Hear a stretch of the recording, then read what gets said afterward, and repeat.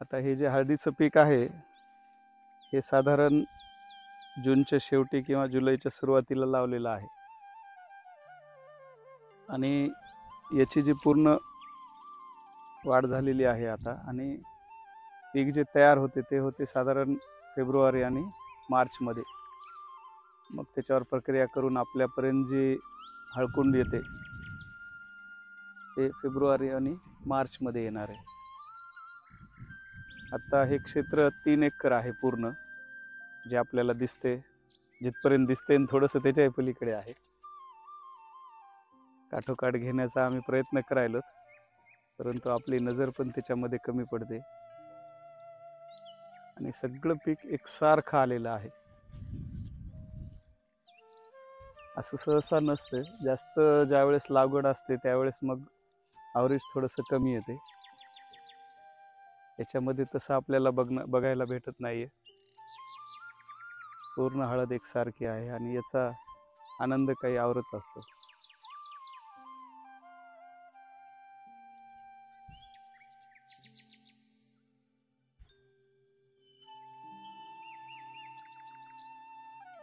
हे तुरीचं पीक आहे, पूर्ण फुलोऱ्यामध्ये आहे, ज्याच्यामध्ये आता छोट्या शेंगा लागलेल्या आहेत.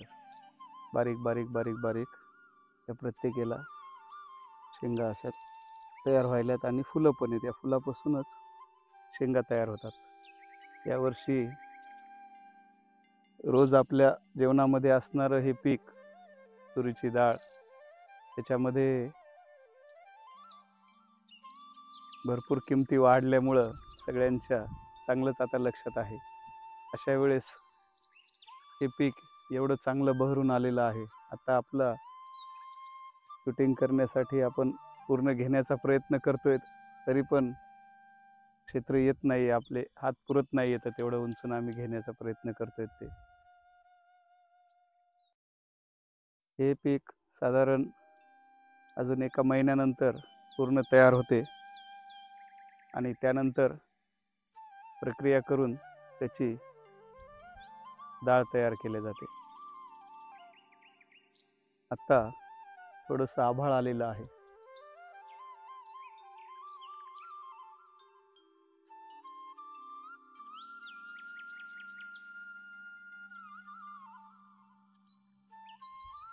असं जे वातावरण आहे ते या पिकासाठी बाधाकर असते. म्हणजे अशा वेळेस याच्यावर भरपूर प्रमाणामध्ये कीड आणि रोगांचा प्रादुर्भाव होतो आणि असं आलंय म्हणून असं जे वाटलेलं पीक आहे ते सुद्धा बऱ्याचदा जाऊ शकते. मागच्या वर्षी तसंच झालेलं.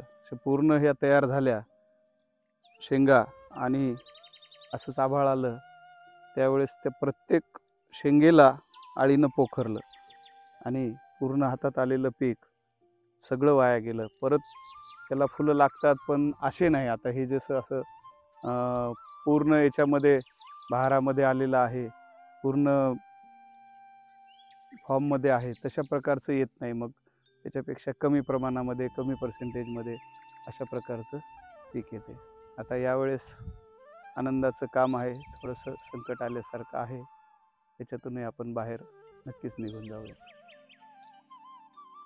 आज जरी एवढं चांगलं बहरलेलं हे तुरीचं पीक दिसत असलं तरी याची एक सुरुवातीला फार काय म्हणता येईल त्याला, इंटरेस्टिंग एक स्टोरी झाली होती. की बऱ्याचदा आम्ही असं पूर्ण लाईन लावतो सोयाबीनमध्ये, याच्यामध्ये, परंतु ह्या क्षेत्रामध्ये तणकटाचं प्रमाण खूप जास्त झालं होतं. मग अशा पिकामध्ये पावसाळ्यामध्ये खूप जास्त तणकट जे सुरुवातीला आहे ते खूप जास्त प्रमाणामध्ये वाढते, कारण इथं तिळाचं पीक आम्ही घेतलेलं होतं. मूग आणि तिळाचं पीक आपल्याला घरी खाण्यासाठी जे लागतात त्याच्यासाठी. त्यामुळे ते हिरवं झालेलं होतं शेत.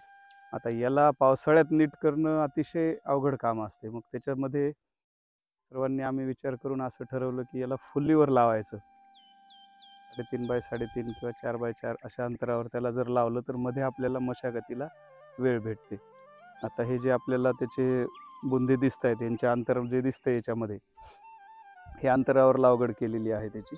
त्या अंतरावर लागवड केलेली असल्यामुळं त्याच्यामध्ये आपल्याला मग हे असे मशागतीला आपल्याला वेळ भेटतो आणि अशा संकटामधून ही तूर बाहेर आलेली आहे. त्याच्यामुळं याचं विशेष महत्त्व आहे. हा पॉईंट आत्ता सांगायचा राहिला होता. त्यामुळे आता परत आपण शूटिंग केलेली आहे त्याची, की संकटातून बाहेर कसं निघायचं आणि त्याच्यामुळं मग त्याची जे आनंद आहे, त्याचं जे एक आपल्याला यश आलेलं त्याच्यामधून, तो काही आनंद वेगळाच आहे. या तुरीच्याच काठाला आत्ता सुरुवातीला जसं सांगितलं होतं, की पावसाळ्यामध्ये शेत तयार करणं वगैरे अवघड जाते. तर हा कोपरा थोडासा पाणी साचल्यामुळं म्हणा किंवा अन्य गोष्टीमुळं हा इथलं थोडंसं तुरीचं पीक दबलं होतं. मग त्याचा उपयोग आपण अशा प्रकारे केलेला आहे. याच्यातलं तो जो वाखाण आहे ते आहे लसण. पूर्ण वाखाण लावलेलं, साधारण त्याला 1.5-2 महिने झालेले आहेत. आणि याच्यामध्ये ही छोटी छोटी जी भाजी दिसते ही शेपूची आहे. हे वांग्याचे झाडं काठानं लावलेले रोप. ही मेथी टाकलेली आहे एवढं पूर्ण. आणि ते जे वाखाण आहे पलीकडचं ते पालकाचं आहे. त्याच्या काठाला पण आपल्याला थोडे कांदे लावलेले दिसत आहेत. पलीकडून कांदे आणि थोडी कोथिंबीर पण आहे.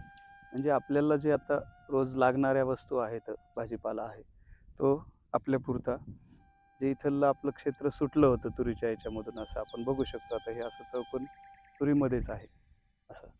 ह्या चौकोनामधून हा एवढा भाग थोडंसं जास्त पाणी झाल्यामुळं याच्यामुळं थोडासा राहिला होता आणि त्याच्यामध्ये आपण एवढा उपयोग घेतलेला आहे, ज्याची आता आपली पूर्ण गरज भागून जाते. आपली जी भाजीपाल्याची आहे ती गरज याच्यामधून पूर्ण भागून जाते. असं आपल्यापुरतं जरी स्वतः कोणी केलं तर त्यांना विषमुक्त अन्न स्वतः घरापुरतं, आपल्या फॅमिलीपुरतं, आणखीन थोडं जास्त प्रमाणात केलं तर आपल्या मित्रांपुरतं हे नक्कीच करता येत असते. करायलाच इच्छा असली तर अवघड तेवढं काही. ते हरभरा पीक आहे. एवढं जे पूर्ण क्षेत्र आहे त्या बाजूचं पूर्ण क्षेत्र हे साधारण 1.5 एकर पर्यंत क्षेत्र येते.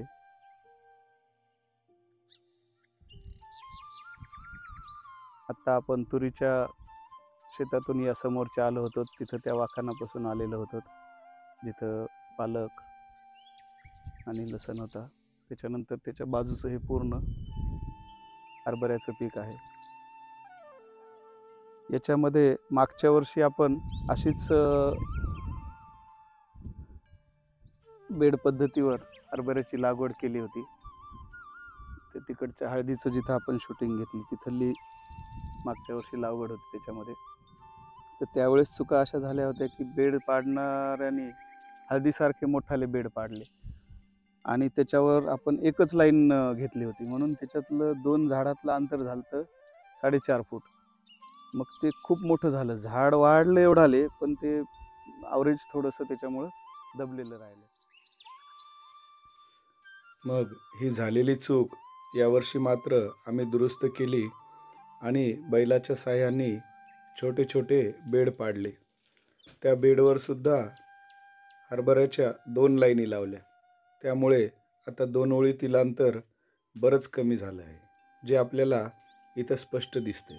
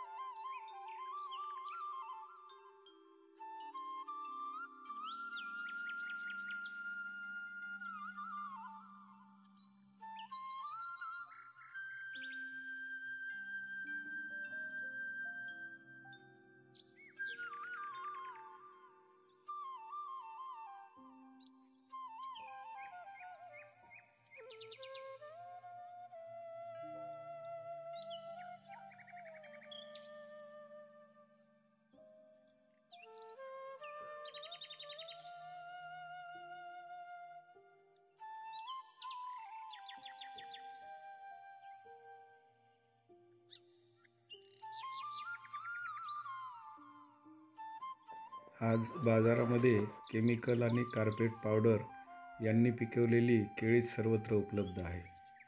आरोग्यासाठी चांगले असणारे हे फळ आपल्यासाठी आता घातक ठरत आहे. सर्वत्र उपलब्धता आणि सर्वांना आवडणारे असे हे फळ आहे.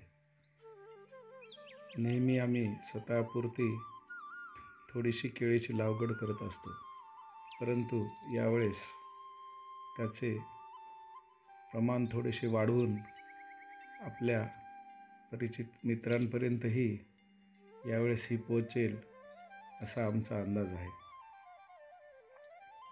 साधारण 2 ते 3 महिन्याचे हे पीक आहे.